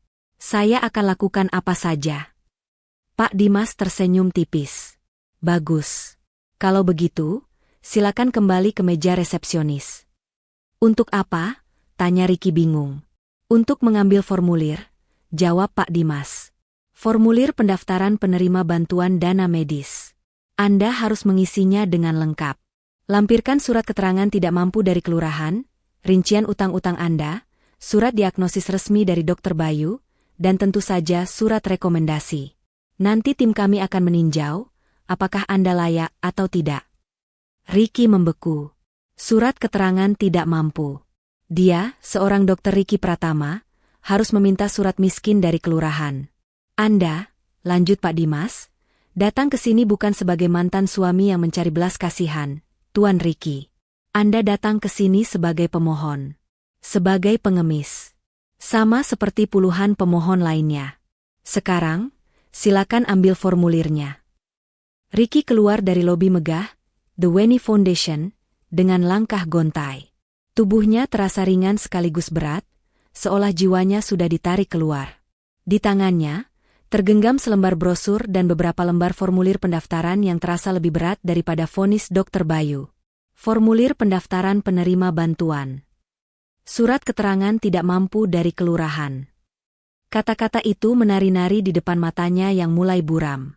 Iya, Dr. Ricky Pratama, yang fotonya pernah dipajang di majalah kesehatan internal rumah sakit, kini harus mengemis surat miskin di kelurahan. Ini adalah penghinaan di level yang tak pernah ia bayangkan. Pak Dimas bahkan tidak mengantarnya keluar. Ia dibiarkan berjalan sendiri, melewati tatapan ingin tahu para staf muda yang melihatnya masuk dengan Pak Dimas dan kini keluar dengan wajah pucat pasi. Ia sampai di apartemennya yang terasa seperti penjara mewah. Bu Leni langsung menyambutnya di depan pintu. Gimana, Ricky? Kamu ketemu Weni? Dia mau bantu, kan? Dia pasti masih cinta sama kamu. Ibu yakin. Ricky tidak menjawab. Ia berjalan lurus ke meja makan dan melempar formulir itu ke atas meja marmer. Baca, desisnya. Bu Leni meraih kertas-kertas itu. Matanya membelalak saat membaca judul formulir itu. Apa ini? Formulir? Kenapa pakai formulir segala? Dia kan mantan istrimu. Lalu matanya sampai pada daftar persyaratan. Lampirkan. Surat keterangan. Tidak mampu, dari kelurahan. Suara Bu Leni melengking. Weni sudah gila. Dia mau mempermalukan kita. Dia mau kita mengemis. Dia sudah berhasil. Bu, teriak Ricky, suaranya pecah. Ia meninju dinding di sebelahnya, namun tinjunya terasa lemah. Tangannya terlalu gemetar. Dia sudah berhasil membuatku jadi pengemis. Apa ibu pikir aku punya pilihan lain? Hah? Ibu mau aku buta? Ibu mau aku lumpuh di kursi roda sementara ibu mendorongku di apartemen ini, yang bulan depan akan disita ban. Bu Leni terdiam. Wajahnya pucat. Realitas menghantamnya tanpa ampun. Ambil tas ibu, perintah Ricky dingin. Kita ke kantor kelurahan. Sekarang. Tapi, Ricky, ibu malu. Rintih Bu Leni. Ibu lebih malu mana? Pergi ke kelurahan, atau didatangi debt collector dan diusir dari apartemen ini di depan teman-teman arisan ibu. Bu Leni tidak bisa membantah. Dengan tubuh gemetar, ia mengganti bajunya. Ia sengaja memakai kacamata hitam besar dan masker, berharap tidak ada yang mengenalinya. Perjalanan ke kantor kelurahan adalah perjalanan paling memalukan dalam hidup mereka. Mereka tidak bisa naik BMW yang pajaknya sudah mati itu. Mereka harus naik taksi online, yang berhenti tepat di depan gapura kelurahan yang catnya sudah kusam. Begitu masuk, semua mata memandang mereka. Staf kelurahan yang sedang sibuk mengetik, warga lain yang sedang antre BPJS gratis. Mereka adalah pemandangan yang sangat kontras. Bu Leni dengan tas bermerek KW, yang disembunyikannya, dan Ricky, dokter muda yang wajahnya mulai dikenali warga sekitar, kini duduk di kursi tunggu plastik berwarna oranye yang retak-retak. Loh, ini bukannya dokter Ricky yang tinggal di apartemen Puncak Jaya, ya? Bisik seorang staf ke temannya. Iya, kok kesini? Bukannya ini loket untuk surat miskin? Ricky hanya menunduk, mengepalkan tangannya yang gemetar di pangkuannya. Bu Leni pura-pura sibuk dengan ponselnya, meski layarnya mati. Saat giliran mereka dipanggil, Ricky maju ke loket dengan kaki berat. Selamat pagi, Pak. Ada yang bisa dibantu? Saya mau mengurus surat keterangan tidak mampu, ucap Ricky, suaranya nyaris tak terdengar. Petugas itu mengangkat wajahnya, terkejut. Maaf, Pak, untuk siapa? Untuk saya, Ricky Pratama. Petugas itu memandangnya dari atas ke bawah. Pak Ricky yang dokter itu? Yang di apartemen? Maaf, Pak, tapi Bapak tidak terlihat. Saya sakit, potong Ricky, nadanya naik. Saya sakit parah, butuh biaya operasi 3 miliar. Saya sudah tidak bekerja. Saya bangkrut. Saya tidak punya uang. Apa itu kurang jelas? Berikan saja formulirnya. Seluruh kantor kelurahan hening. Semua mata menatap Ricky. Bu Leni rasanya ingin pingsan di tempat. Penghinaan ini lebih buruk dari kematian. Setelah proses yang terasa seperti 1 abad, diwarnai tatapan curiga dan bisik-bisik yang menyakitkan, selembar kertas berharga itu akhirnya ada di tangan Ricky. Surat keterangan tidak mampu. Stempel basah kelurahan itu terasa seperti cap panas yang membakar telapak tangannya. Malam itu, Ricky tidak bisa tidur. Ia duduk di meja kerjanya, di bawah lampu baca yang redup. Ia mengisi lembar demi lembar formulir pendaftaran dari The Weni Foundation. Nama pemohon, Ricky Pratama. Pekerjaan, dokter bedah, non-aktif. Ia sampai pada kolom, rincian utang. Ia menuliskannya satu persatu, menelan harga dirinya di setiap goresan pena, KPR apartemen Puncak Jaya, sisa pokok, 1,2 miliar. KKB mobil BMW seri 3, sisa pokok, 450 juta. Kartu kredit Bank A, 80 juta. Kartu kredit Bank B, 75 juta. Pinjaman personal Bank C, 100 juta. Totalnya melebihi 2 miliar rupiah. Di kolom, aset yang dimiliki, ia menulis satu kata, nihil. Ia melampirkan surat miskin itu, fotokopi semua tagihan utangnya, dan surat diagnosis dari Dokter Bayu. Sebuah proposal lengkap tentang kebangkrutan dan kegagalannya. Keesokan paginya, ia kembali ke gedung yayasan. Kali ini, penampilannya lebih menyedihkan. Ia tidak bercukur, matanya merah. Ia menyerahkan map tebal itu kepada resepsionis Vina, yang menerimanya dengan senyum profesional yang sama. Baik, Pak. Berkas Anda sudah kami terima. Tim peninjau kami akan memprosesnya. Mohon ditunggu. Ricky menunggu di lobi. 1 jam. 2 jam. 3 jam. Ia melihat orang-orang berlalu lalang. Ia melihat mahasiswa kedokteran yang ceria, yang mungkin dibiayai oleh Weni. Tepat saat ia mengira akan disuruh pulang, Pak Dimas muncul dari lift. Pak Ricky, Ibu Weni akan menemui Anda sekarang. Jantung Ricky serasa copot. Ini saatnya. Ia mengikuti Pak Dimas seperti domba menuju penjagalan. Mereka naik lift pribadi ke lantai tertinggi. Lantai penthouse. Pintu lift terbuka, langsung menuju sebuah ruangan kantor yang sangat luas. Dindingnya didominasi kaca, menyajikan pemandangan 180 derajat kota Jakarta. Di tengah ruangan itu, di balik meja kayu mahoni raksasa yang bersih, duduklah Weni. Ricky berhenti bernapas. Weni yang ia lihat kini bukan Weni di foto. Dia jauh lebih berkuasa. Rambutnya disanggul modern yang rapi. Ia mengenakan blus sutra berwarna zamrud yang elegan. Wajahnya dipoles riasan tipis namun tegas. Ia sedang membaca sesuatu di layar komputernya. Ia tidak langsung mendongak saat Ricky dan Pak Dimas masuk. Ibu, Pak Ricky sudah di sini, kata Pak Dimas pelan. Weni menyelesaikan apa yang ia baca. Lalu, ia mengangkat kepalanya perlahan. Mata itu yang paling berubah. Dulu mata itu penuh cinta, penuh pemujaan. Kini, mata itu dingin, tenang, dan tajam seperti mata elang. Tidak ada cinta, tidak ada benci. Hanya kalkulasi. Silakan duduk, Pak Ricky, kata Weni. Suaranya datar. Bukan, Mas Ricky. Tapi, Pak Ricky.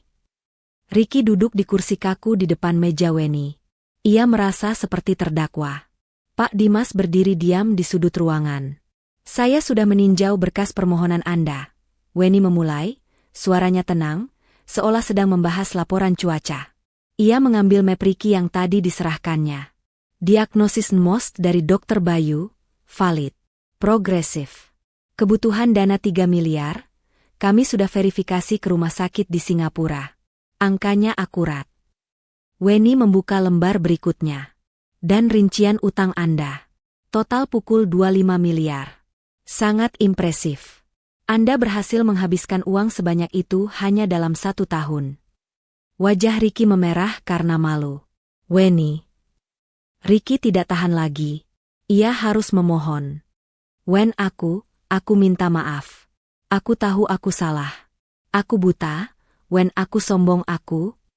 Weni mengangkat tangannya sedikit, telapak tangannya menghadap Ricky.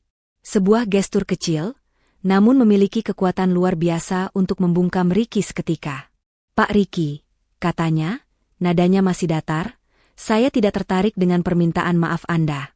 Itu urusan personal Anda, dan tidak ada nilainya dalam proposal bisnis ini." "Bisnis?" Ricky ternganga. "Tentu saja. Yayasan ini adalah entitas legal. 3 miliar rupiah adalah investasi yang sangat besar untuk menyelamatkan satu nyawa.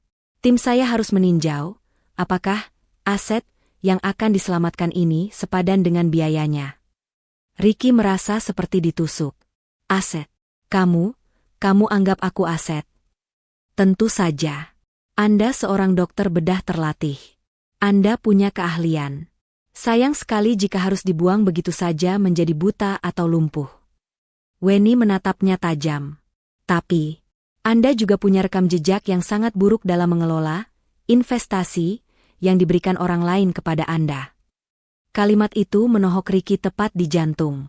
Weni merujuk pada 5 tahun biaya kuliahnya. Ricky menunduk. Ia kalah telak. "Lalu apa keputusanmu, Wen? Kamu akan menolakku?" Weni bersandar di kursinya. Ia menatap Ricky lama. Keheningan di ruangan itu terasa begitu berat. "Tidak. Permohonan Anda disetujui." Napas Ricky terlepas. Air mata lega nyaris tumpah.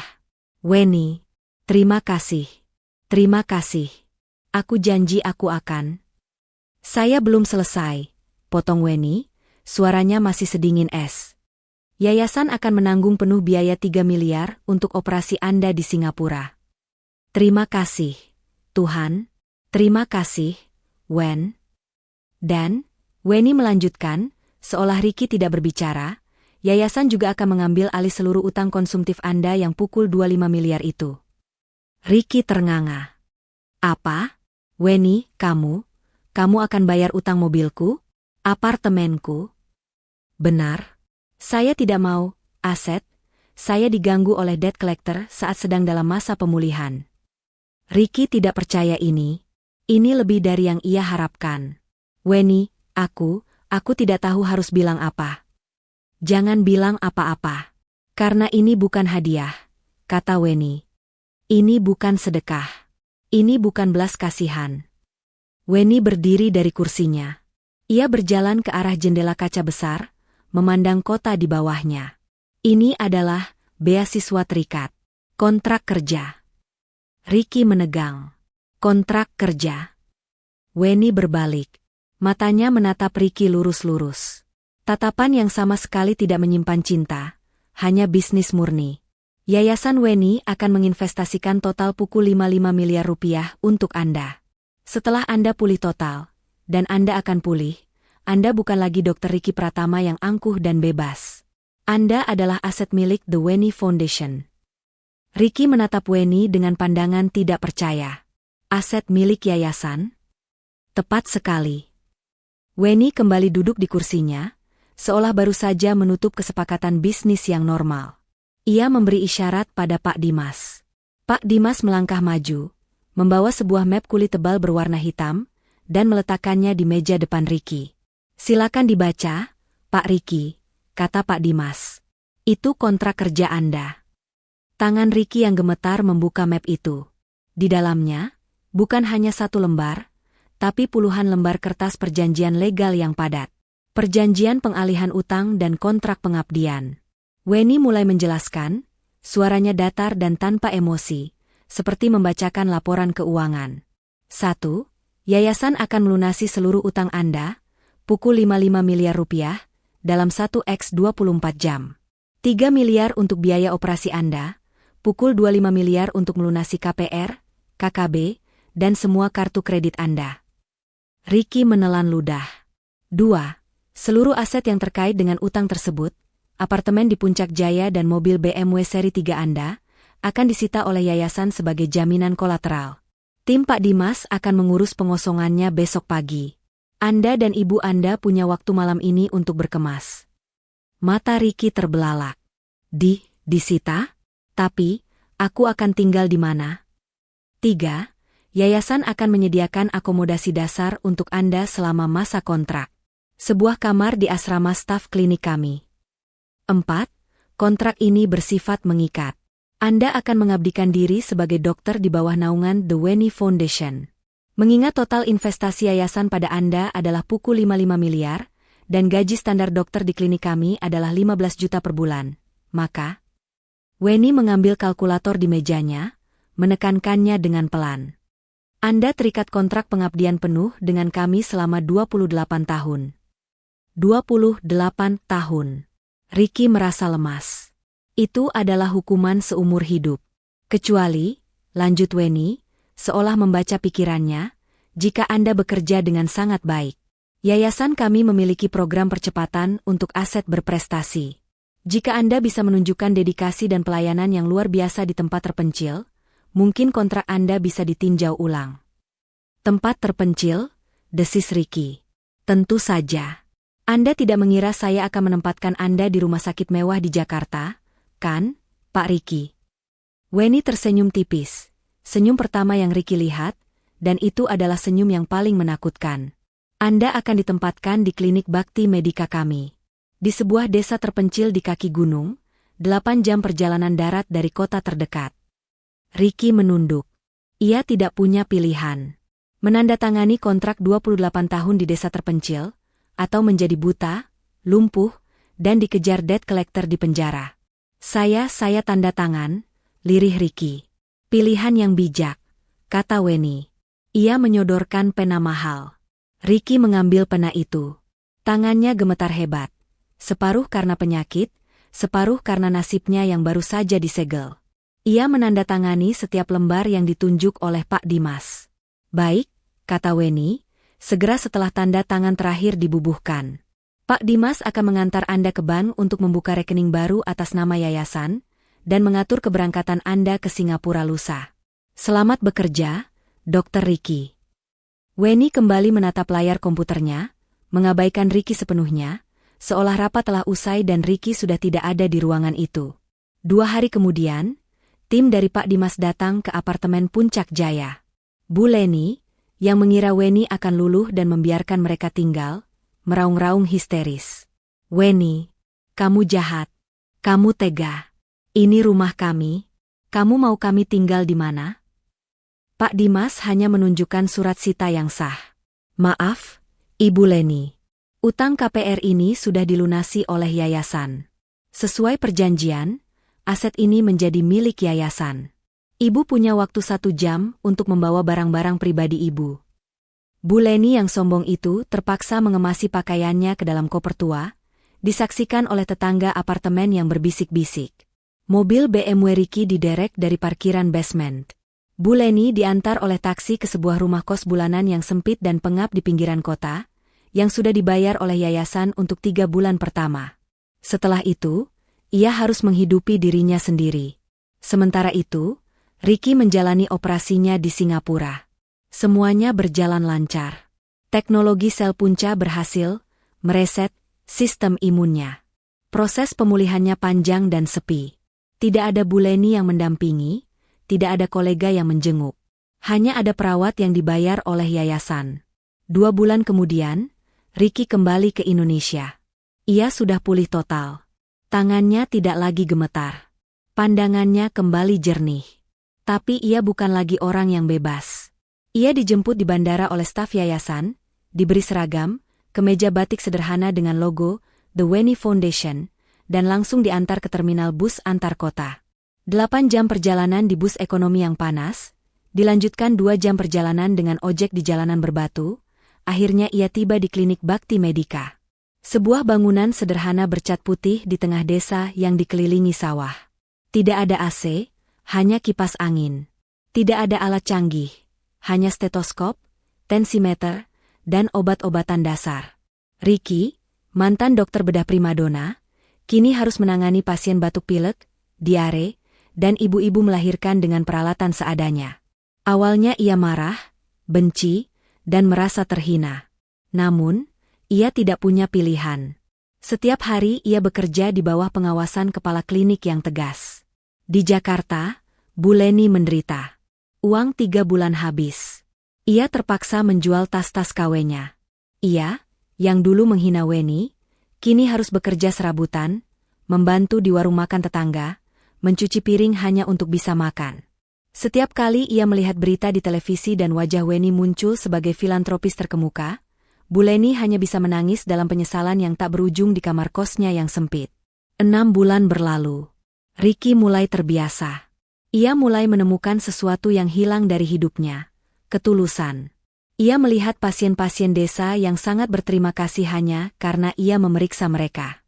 Ia membantu seorang anak yang patah tulang dengan alat seadanya. Ia menyadari, inilah arti menjadi dokter. Bukan kemewahan, bukan status. Suatu sore, sebuah helikopter mendarat di lapangan desa, membuat heboh seluruh warga. Ricky, yang sedang mengobati luka seorang petani, mendongak. Dari helikopter itu, turunlah Weni, didampingi Pak Dimas. Ia datang untuk inspeksi rutin. Weni, dalam balutan kemeja linen yang rapi, berjalan masuk ke klinik. Ia melihat Ricky, yang kini kulitnya sedikit menghitam karena matahari, kemeja seragamnya basah oleh keringat. Weni tidak menyapanya secara pribadi. Ia memeriksa laporan, buku stok obat, dan catatan pasien. Ia berhenti di depan Ricky, yang sedang menenangkan seorang anak kecil yang menangis karena disuntik. Tangan Ricky, yang dulu gemetar karena penyakit dan kesombongan, kini begitu mantap dan lembut menepuk-nepuk punggung anak itu. Mata mereka bertemu sejenak. Ricky menunduk hormat. Selamat sore, Ibu Weni. Laporan pasien harian sudah di meja kepala klinik. Weni menatapnya lama. Tidak ada lagi kemarahan di matanya. Hanya tatapan seorang pimpinan pada stafnya. Kerja bagus, Dr. Ricky. Pertahankan. Masih ada 27,5 tahun lagi. Weni berbalik, kembali ke helikopternya. Ricky memandangi helikopter itu terbang menjauh. Ia menghela napas panjang. Ia memang sudah tidak setara dengan Weni. Weni berada di langit, sementara ia di bumi. Weni telah menang mutlak. Ia tidak hanya mengambil kembali uangnya. Ia tidak hanya membalas dendam. Ia telah mengambil hidup Ricky, menghancurkannya, lalu membangunnya kembali sesuai versinya. Seorang dokter yang mengabdi, bukan seorang suami yang angkuh. Weni telah berhasil mewariskan kebaikan, dengan cara yang paling menyakitkan sekaligus paling adil. Pesan moral singkat. Kesombongan adalah utang yang bunganya paling besar. Ia akan menagih saat kita paling tidak siap. Sementara ketulusan adalah investasi. Ia akan kembali berlipat ganda, seringkali dalam bentuk yang tak terduga.